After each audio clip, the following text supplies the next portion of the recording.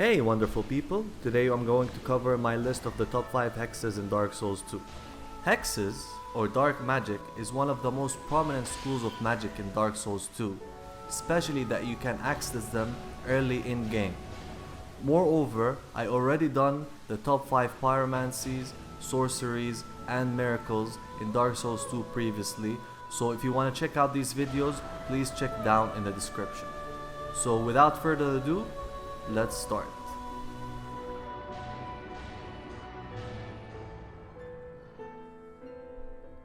Number 5.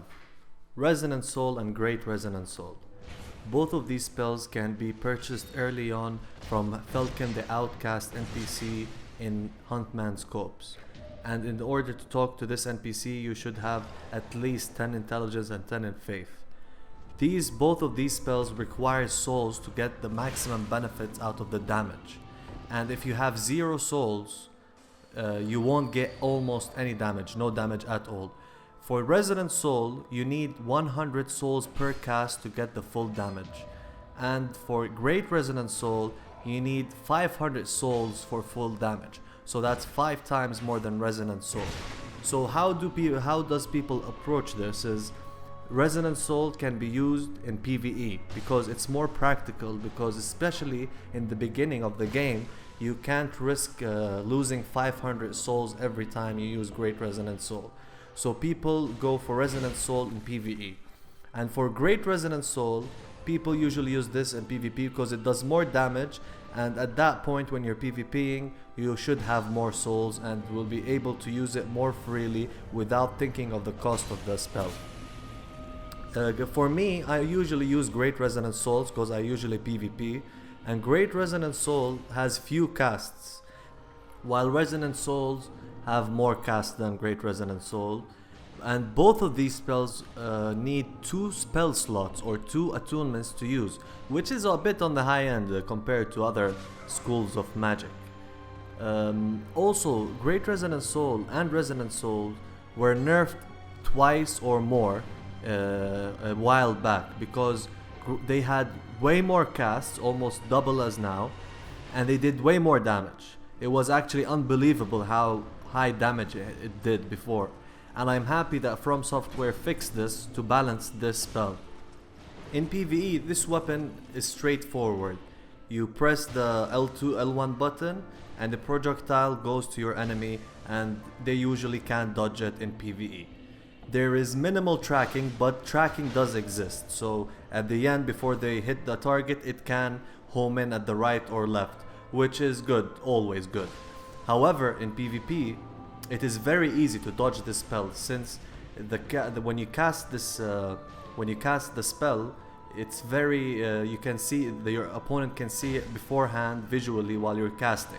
And actually if you have low cast speed, it will take a while until you cast the spell, so usually people can easily dodge this.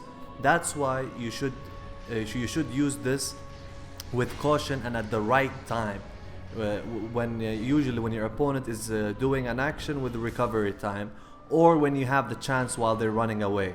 And it's a very good finisher, but especially Great Resonant Soul now has very few casts, so you have to use it wisely or it won't benefit you. But the damage is great, the damage is good, but it varies depending on your opponent's armor. Don't forget about that, especially when your opponent is using Great Magic Barrier. These 2 spells don't have high requirements. That means you can use them early on for your advantage in both PvP and PvE. Unlike other schools of magic where their top spells actually you get end game. So this one you can enjoy it early in the game, take advantage of that. That's why usually people go for Hex in the beginning. So we're done with this spell, let's go to the next one.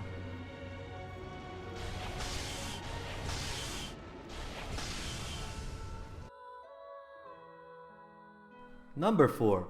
Dark Greatsword. Dark Greatsword can be acquired from the first DLC, The Crown of the Sunken King, after defeating the Ganker Squad boss fight, and after that you will find it in a box. This spell has very high requirements for a Hex, and you can only cast it while using a staff, unlike Resonant Soul and Great Resonant Soul, which requires you using a chime, or you use that staff that uses multiple spells at the same time. This spell is very similar to Soul Greatsword from the Intelligence or Magic school, but with a very big difference. This spell actually has 2 attacks, and each one has its own damage, and you either get one of them or both of them. The first one is being the arc that goes from right to left or left to right depending on which hand, and this is similar to Soul Greatsword, but over that you'll have a projectile that is similar to the projectile from the Moonlight Greatsword, which has a lot of range, so you can get people out of range from that arc, and it does a lot of damage. And of course, one glaring difference between the Soul Greatsword and the Dark Greatsword is that Dark Greatsword does dark damage and Soul Greatsword does magic damage. And dark magic in general has less resistances in armor, so thus it has better damage. And you should be aiming of getting both of these to take maximal damage. And similar to Soul Greatsword, this spell can go through walls, so you can get people around corners or inside the room without even them knowing. So that's a very good thing. However, this spell can, same as Great Resonant Soul, it's easily dodged. So you have to use it at the right moments. And casting it perpendicular to your opponent is the smart way.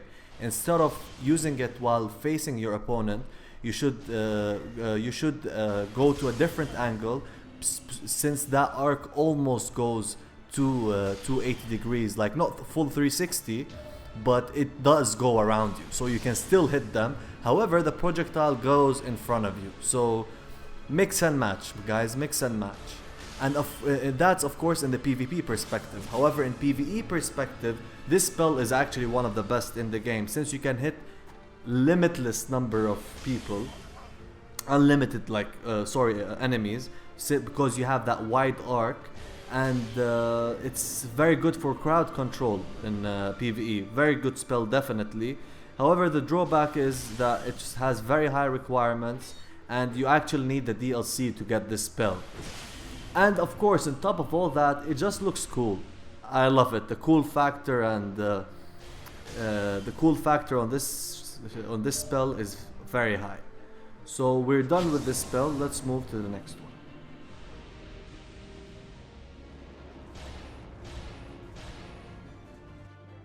Number 3, Dark Orb. Hands down the best spell in the game for PvE. Hands down, guys. This spell has multiple copies in the game. You can purchase it early on from Falcon the Outcast in Huntman Scopes, and it has so many casts, like you can have 40 something on a Medicure soul level character, and it does a lot of damage. Around 500 average. You can do more than that. Sometimes I hit people 700. But in PvE, this spell can get you through the whole game without using anything else. Since you have the multiple copies and the multiple casts, that means you never run out of the spell, and it does a lot of damage. It also has finite range, so it doesn't have a very long range, which is odd for spells. It has one of the lowest range, because then it will be just simply overpowered. And it's a spammy spell in general, so in PvP it can be used definitely, but still very conditionally. However, in PvE you just can use that. You don't even need a weapon. Just use this, get 2 copies, and you'll never run out of the spell between bonfires. So if I was more a PvE oriented player, which I'm not, because my channel is centered on PvP, this spell would have taken number 1 definitely. Guys, definitely. This is a number 1 spell in PvE. But as you can see, it does a lot of damage. And another thing about dark magic in general, and especially this one, is that it also does stamina damage, and a considerable stamina damage. So getting hit with this spell in PvP is very dangerous, guys, because if you have low stamina, you'll just have 0 after that, and you can't do any actions. So avoid the spell as much as possible, don't get hit by it. And it has very low requirements. You can actually use it on a base character, I think, or you just level him 2 levels and you can use this spell. So this spell is just good all around. And it does, as I said, a lot of stamina damage and poise damage. So in PvP, people who like to block will get screwed while using this spell. It can guard break people single-handedly. So never underestimate this spell, guys. Never underestimate. Anyways, we're done with this spell. Let's move to the next one.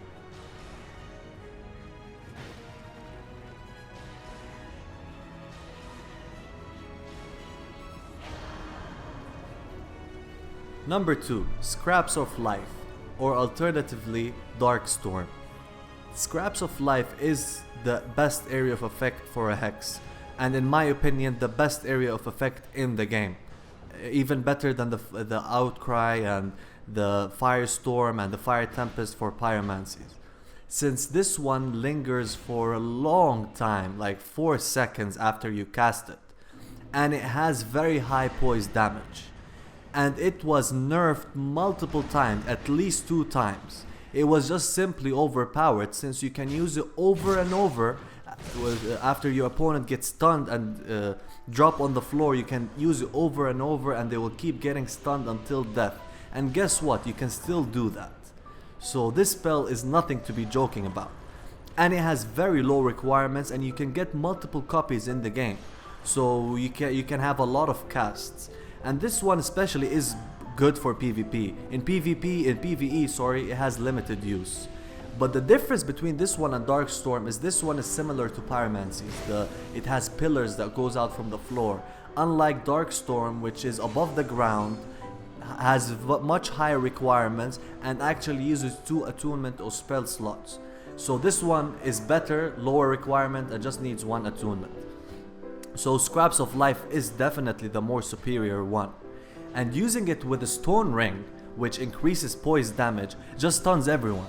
And it lingers, as I said before, it lingers so long that it can be very tricky. Like people actually just ignore it after a couple of seconds, and unknowingly they don't know that they will still get hit after that. So you can actually cast it just once and can hit your opponent multiple times. And it's more luck based, but I can't deny the strength of this.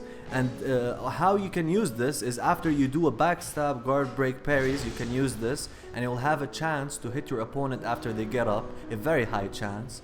Or when you're in low health or you want to buff your weapon safely from a distance, cast this, then the buff. Or actually you can heal, because if they try to go and get you without rolling or taking precautions, they will get stunned and will be in that invulnerable frame on the floor. So use this wisely. Let's go to the next one. So a couple of tips before we go to number 1. The first thing is the Chime of Wand is the best chime for dark magic. And the second thing is the Sunset Staff is the best staff for dark magic. And the Dark Clutch Ring, which you get from the 3rd DLC, increases your damage for your spells and weapons significantly. For dark weapons, not for normal weapons. And the Abyss Seal Ring, which you get from a Covenant in the game, actually also increases just a bit your spell damage. And you can stack that with Dark Clutch Ring if you want to go for maximum damage. Also, Transgressor's Shield blocks 100% of dark if you infuse it with dark. Let's go to number 1.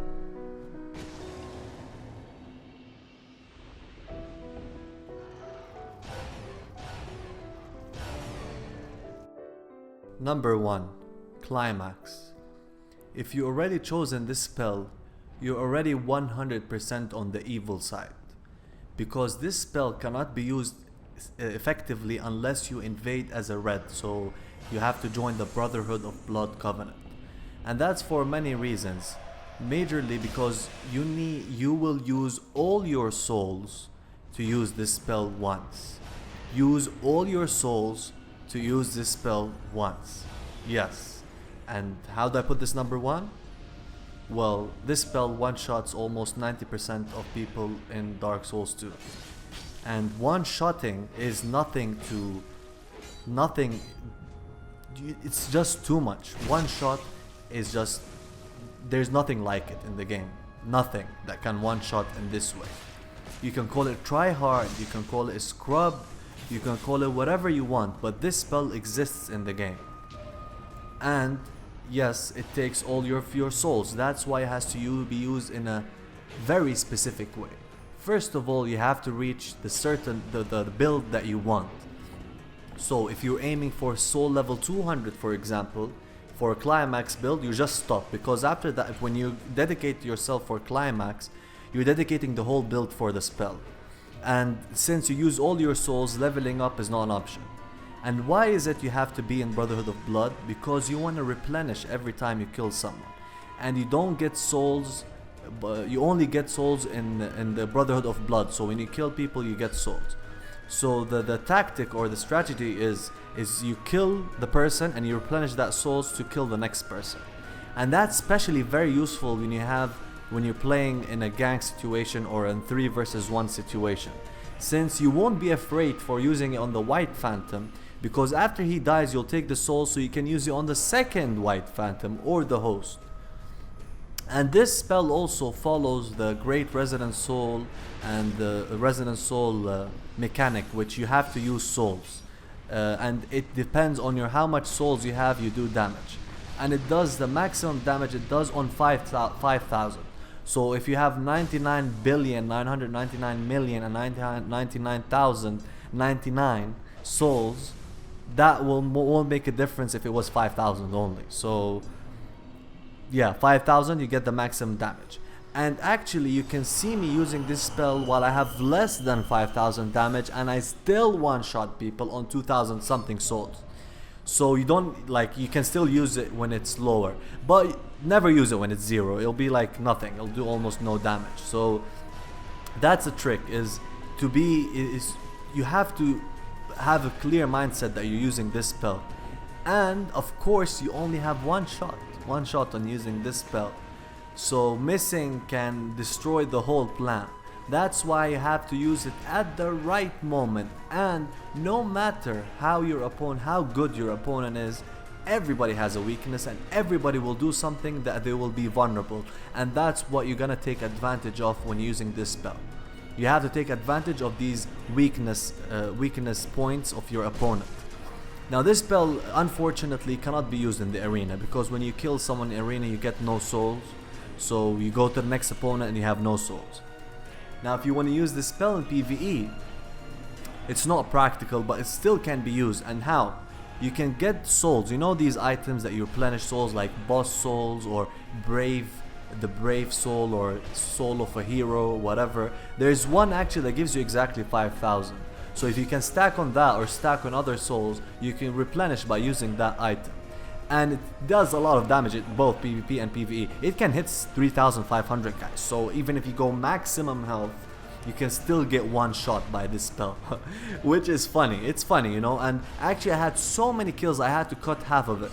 That's how good it is. And of course, what differentiates between opponents while using this spell is how good and when you use it. So if you're a spammer with no critical thinking at all, this spell is not for you. You have to have, as I said, a clear tactic, strategy and mindset when using this spell. And as I said, this spell can one-shot people, guys. One-shot full health people. This is no joke. There's no soul. There's only few spells that can do that in other Souls games. And nothing like this spell is made this way, to one-shot people. Now, of course, in max soul level, some people will get away from this one-shot. Especially if they're using Great Magic Barrier and have high dark defense. So watch out against those guys. But they will still get heavily damaged. And I have a video that I did long time ago talking about this spell more in detail, which I will link in the description. Anyways guys, I really appreciate you for watching this video, and I really put a lot of hard work on it. So I'll really appreciate if you can like and subscribe, and tell me what you think about these hexes. And of course this is my list, so this is subjective. Tell me what's your 5 favorite or top 5 hexes in this game in the comment section below. Anyways guys, this is the end of this video. I'll see you on my next video. PvPSkillz out.